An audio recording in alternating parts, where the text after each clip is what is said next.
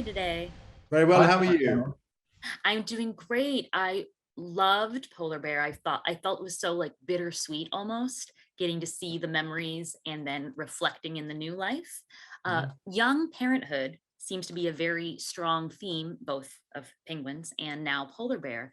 Can you guys talk about, what makes the highs and lows of parenthood a perfect documentary subject? If you want to start, Jeff. Absolutely, I can speak from experience being a young parent myself. But I think for me, crucially, Young Parenthood is a well of really good storytelling storylines.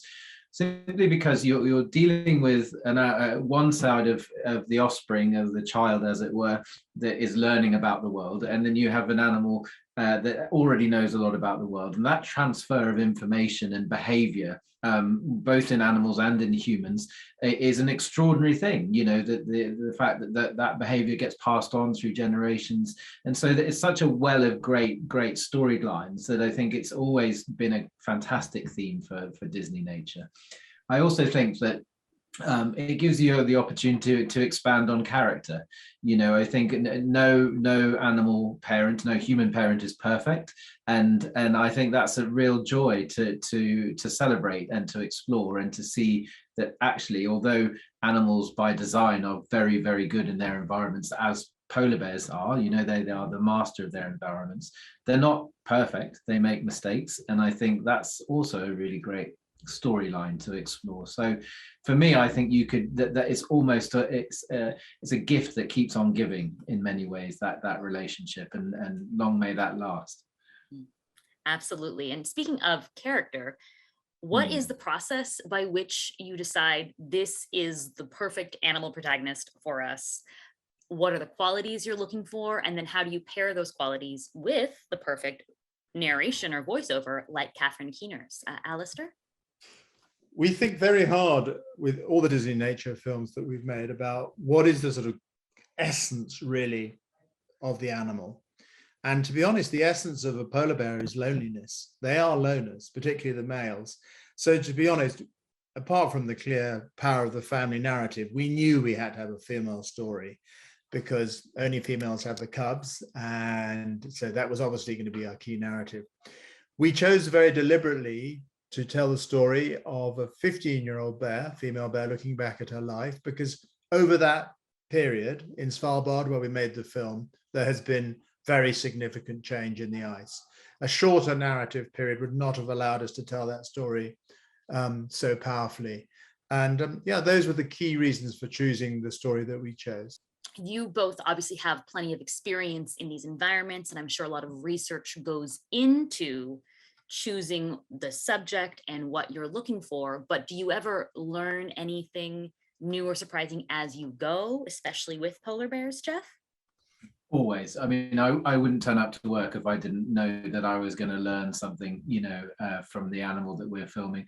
I think that's the great joy as a wildlife filmmaker, is that you stand on the shoulder of giants, and all of the fantastic research and science that goes on and has been going on in Svalbard for 50 years. Alastair and I will consume all of the science prior to a project and really understand the bears. We're both very fortunate to have worked with them for 20 years, but the science is ever updating. So we're that's a crucial part of our job.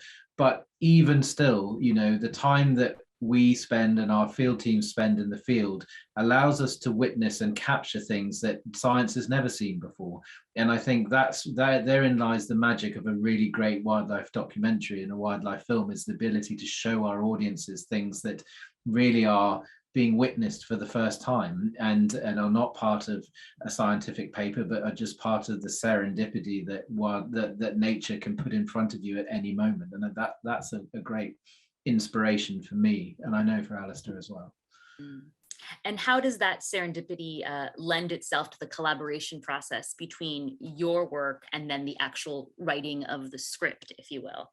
Alastair? Well, we write a script at the very beginning. We write a traditional, 40, 50-page movie script. And of course, the bears never read the script. So that is probably the principal challenge that we have as directors. Because of all our experience with polar bears, we know the sort of behaviors we're likely to film. So they're obviously a key part of that narrative. But I would say 50% of what we filmed for the polar bear movie we didn't expect to film.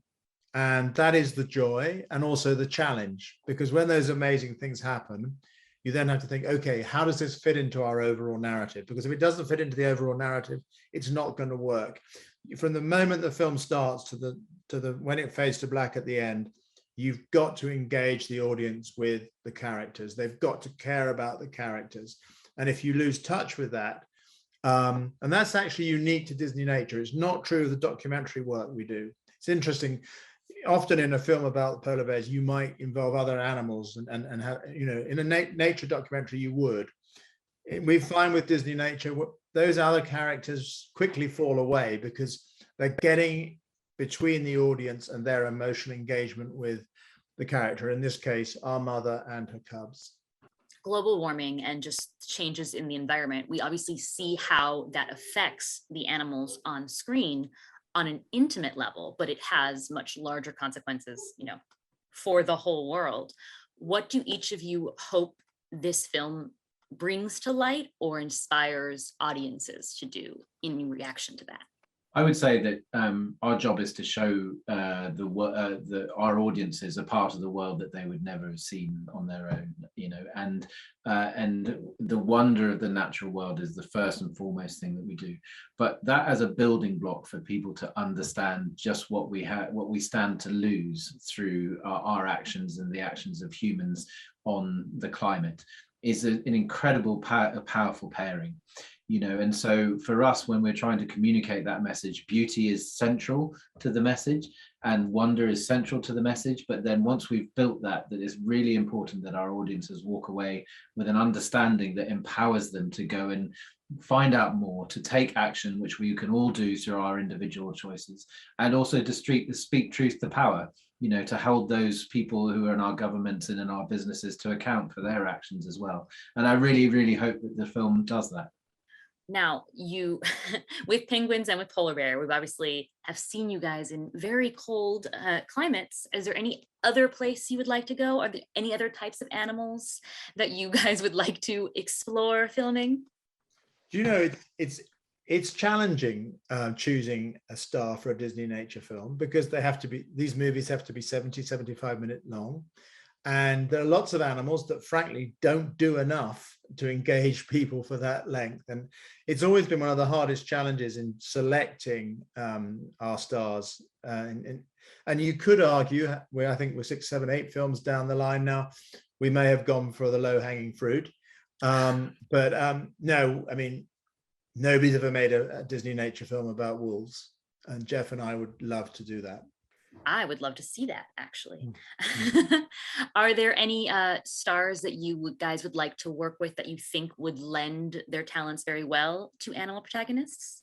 You know, I think we're incredibly lucky to have worked with some very, very, very talented people. You know, Catherine Keener on this one, we could never have imagined that she would have brought the chemistry that she did with her voice to the narration and the emotion and her investment in it. I think that was special to us. You know, we're very fortunate to work with someone like Harry Gregson Williams, a fantastic feature film composer.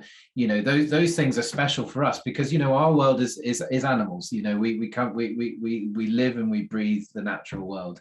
And so every time that we engage with the studio and with Disney and they present these fantastic talents to us, it's you know, I'm sure there are thousands of very, very, very talented people that we will hopefully work with in the future through our Disneynature projects. But, you know, each time we're constantly amazed at the power and the passion that talent brings to the films that we put in front of them. Absolutely. I love Polar Bear. I cannot wait to see who and what you guys work with next. Thank you so very much. much.